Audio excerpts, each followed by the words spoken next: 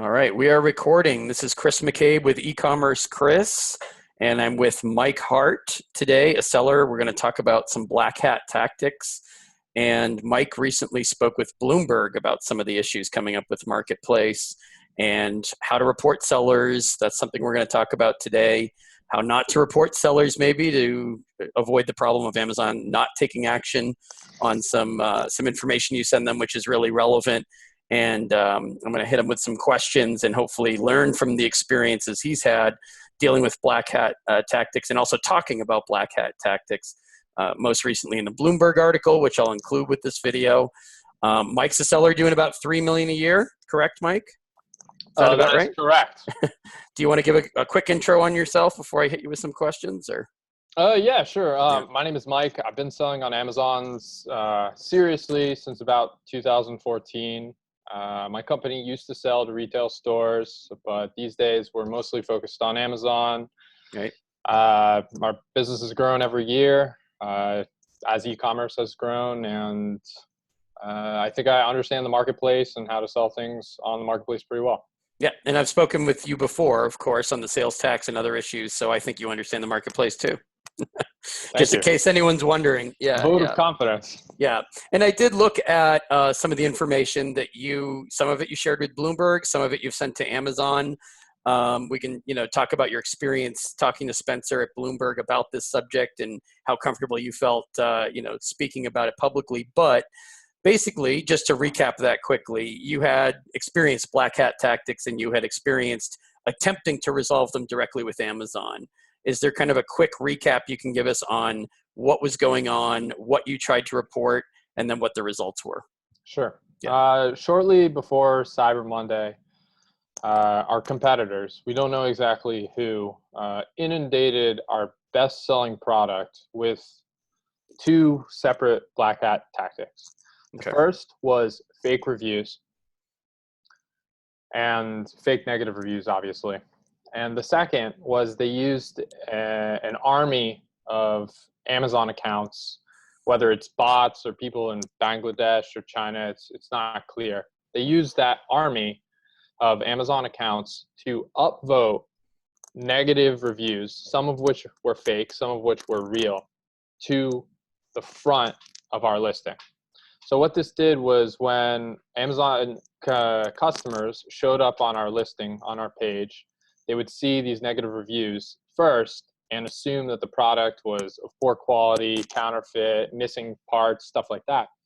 And as a result, customers lost confidence in the quality of our product, which, in general is quite high. We put a lot of effort into that. Right. And our sales cratered and our conversion rates cratered. And when our conversion rates cratered, our search engine optimization on Amazon also worsened. So Amazon noticed that our product was getting fewer and fewer sales, the conversion rate was falling, and as a result, they displayed it, they gave it a worse and worse position in Amazon search, which only made the problem worse. Our sales went down. So kind of a domino effect, and obviously your competitor or whoever was targeting you knew that would happen, and they had a plan for it, and these efforts, I'm sure you've noticed, I won't put words in your mouth, but they've probably gotten more sophisticated over the last couple of years in terms of who's doing the black hat and what their approach is. Would you say you agree with that? Yeah, I agree with that. In 2013, there weren't very many black hat tactics. Right. The only thing you saw from time to time, someone would sell on your listing from China, but it was very easy to take action against and to fix. But these days, it's actually, I think it's borderline impossible to fix some of these problems. They just have a one-off negative effect on your business, and you just kind of have to live with it. So you tracked the negative, you tracked the upvoting of negatives. You put that together. You showed it to Amazon. Part of my belief is that some of the reasons why Amazon may not take action in these cases is because of how the information is presented. So I guess my next question would be, how much information did you have to show them? Was it too much and it was simply overwhelming in terms of the quantity? Do you think they wouldn't have taken the time to review it anyway because the subject matter is dense? Or do you think it could be positively presented in a different way in the future that might see more traction on Amazon's enforcement side? What you're saying is completely on point. I mean, if you want something to be done by Amazon, you need to communicate what happened extremely clearly. And you also need to communicate what action they need to take in order to fix that extremely clearly. Just everything you just said about how you want to craft a response is like Right. on point. Not too Right. long, not too short. Mhm. I think we presented the information quite clearly. People who read the Bloomberg article seem to understand. We included lots of screenshots and stuff like that, but unfortunately, that wasn't enough to inspire them to take action. And in fact, as much as I wanted them to put this in writing many times, Mhm. they kind of skirted around this issue. But Amazon, multiple leadership people who are responsible for reviews and upvoting said that it was Amazon's current policy not to take action on this. Okay. So I So felt like they understood it, but right. were choosing not to fix the problem. Right. That leads kind of into my next question, which is maybe a little bit of a two-parter. First, Sure. can you get specific about what kinds of information you actually submitted, whether it was in an email or in an attachment? And then, without giving names, if you can give us some teams or some methods of contacting them that you used. It doesn't have to be, like I said, names or job titles even, but just the kinds of teams. Were you emailing it? Was it over the phone? Even just walking back to the basics of how you reached out to them. And then when that didn't work, obviously it didn't work, what you tried next. Lots of screenshots. A Okay. picture is worth 1,000 words. So I showed what our listing looked like before the malicious black hat attack occurred, using like honest archived images of our listing. That was mostly the information I provided. Things like, hey, isn't it kind of interesting that our entire first page of the listing is all 1-star reviews when Right. we have 1,200 reviews and less than 1% of them are 1-star? Right. 1,200 real reviews, by the way. I never messed with them. Okay. And then all 6 of them have 70 upvotes. Yep. And they're not verified purchases, and it's Right. pictures of information like that. Right. To your second point, like who did I contact? Whether or not this was advisable, I'm not sure, because I ended up wasting a lot of time because it did nothing. That's okay. Jeff at Amazon.com. Right. I got up to about 12 emails to him. Still no response from Right. Jeff or his team. Mm-hmm. Community help. Community help. Yep. Yeah, thank you. Review appeals, Right. seller support. Mm-hmm. Those are the ones that came to my mind. But basically, multiple phone calls to leadership, captive site team. Right. And towards the end, seller support, they would just close my case. They Right. wouldn't even respond. They're like, yeah, we can't do it. And they would kick me over to Amazon customer service. So not Amazon seller support. They said that this was in the domain of customer service. So then I would I'd be like, okay. Which it isn't. That's just a complete punt, right? There's no accuracy to that whatsoever. They were just getting rid of you at that point. Yeah. Yeah. But it worked. Right. So in terms of the screenshots, you sent written summaries, like, maybe not pages and pages, but at least maybe a one-pager email body of, or a Word doc or a Google Doc or something just describing what the screenshots were about? Or did you pretty much say, you've got to look at these screenshots? I mean, you covered both, right? Written and visual. Written and visual, You're absolutely right. Tried Okay. to make it super organized. So all the screenshots had names. It was like Exhibit A. And then I would reference Exhibit A in the written body of my my explanation of what was happening and what actions they needed to take. Okay.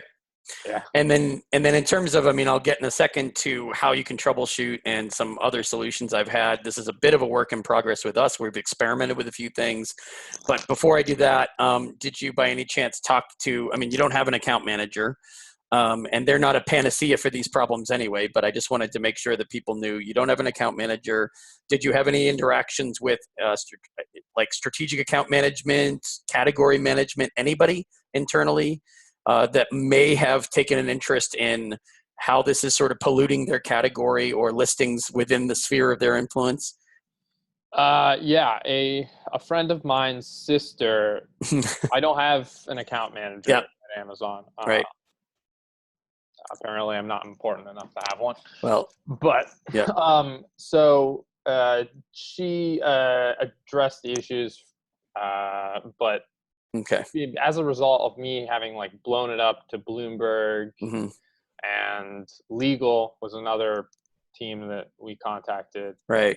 Okay, so you did reach out to legal. She wasn't Yeah. really able, you Okay. know, her hands, I think, were to some extent tied behind her back. Right, right. And just for viewers' knowledge, category relationships, this is where they really pay off. But of course, if you just go to a category manager that you've met once, emailed once with a problem and not helping them with something that they've got going on in their world that they need to know, they don't necessarily respond, right? If you just go when you need them.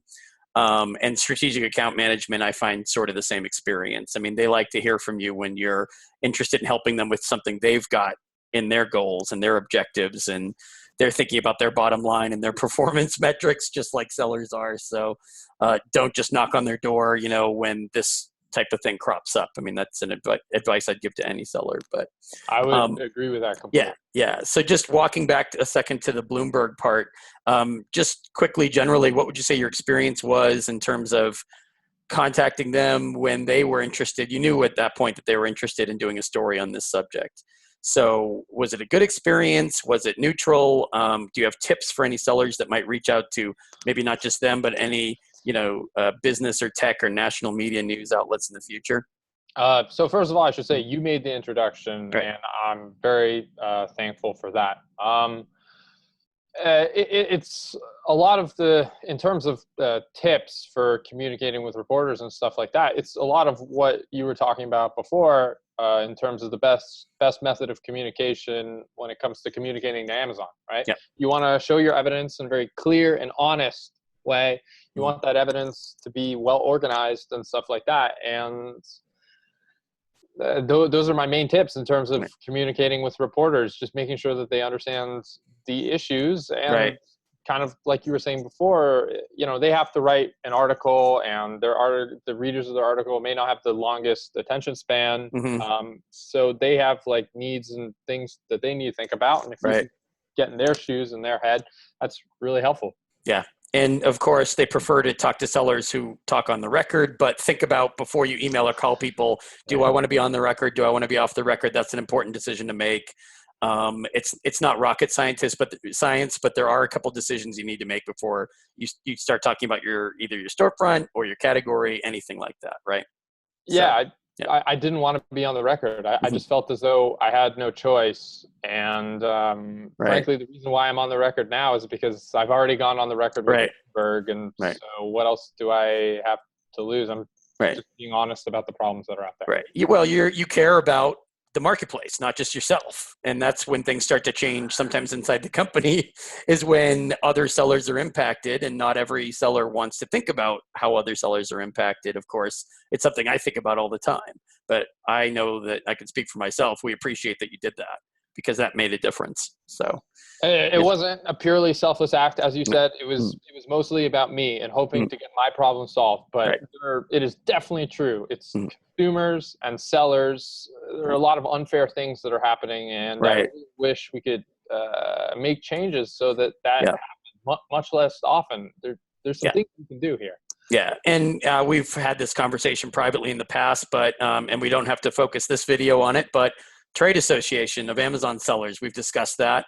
That's being considered, kicked around. It's in the pipeline. So certainly a trade association would help deal with, you know, approaching Amazon with, hey, there are thousands or hundreds of thousands of sellers facing these kinds of problems, and we're having trouble reporting them. We're having trouble hearing back, communicating with you on this subject. We're trying to advocate for sellers and resolve a problem that is on both sides. Sellers have the problem and Amazon has the problem. So there's no enemy here except for the people who are black hat tactic perpetrators, right? They're the true enemy, not the company, and not necessarily sellers who are speaking up about it, in my opinion, right? So you know, Amazon selling to some extent is a new phenomenon. E-commerce selling also, that's true, but you know, dairy farmers to unionized labor to all sorts of different industries, they all have trade associations, and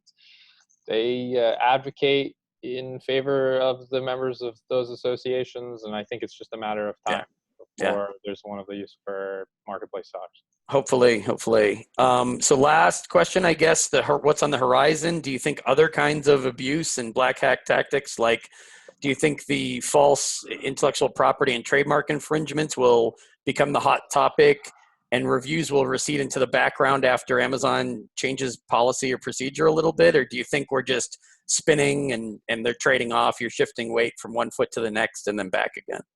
Well, the honest answer is I don't know what's going to happen in the future. It's Yeah. it's really hard to figure that out. Based on seller Um, chatter, the other sellers that you interact with, which are some. Yeah. yeah. There are so many different black hat tactics. To your point, there's review abuse, there's upvoting, there's Mm-hmm. downvoting, there's the false intellectual property claims, which are. Right. I was just reading a story a few minutes before we started this call. They are Yeah. particularly like evil. There's the sold as new, the Yeah. used sold as new trick. There's Yeah. speaking counterfeits to FBA, shipping Yeah. from China. There's so many different things that need to be addressed, and I think there's some concrete solutions to actually make those happen. Right. And I, I don't know. It's just a little bit interesting to me as to why these actions haven't yet been taken. Yeah. I think they're working on it. I think they're overwhelmed. I mean, I've got anecdotal evidence for some of this. We're all reaching out to them in a variety of ways, trying different things. And yeah, I mean, what me and my company, what we're up to, is finding new avenues for reporting these things, reaching out to the right parties directly where possible. So hopefully this video and other things that are going on will move the conversation in the right direction. But thanks again for joining me for this chat, this candid interview. But if people want to reach you in the future and ask you any questions, I would say they can email me directly, right? If they have questions for you about this video. Is that cool with you? Yeah, that's cool with me. I'll respond the best I can. Yeah. So Chris at ecommercechris.com. That's my email address. Of course, ecommercechris.com is my website. There'll be more videos with more seller interviews like this in the future. Thanks again, Mike. I appreciate it. Thanks for having me on, Chris. I really appreciate it. Yeah, take care. Okay, bye.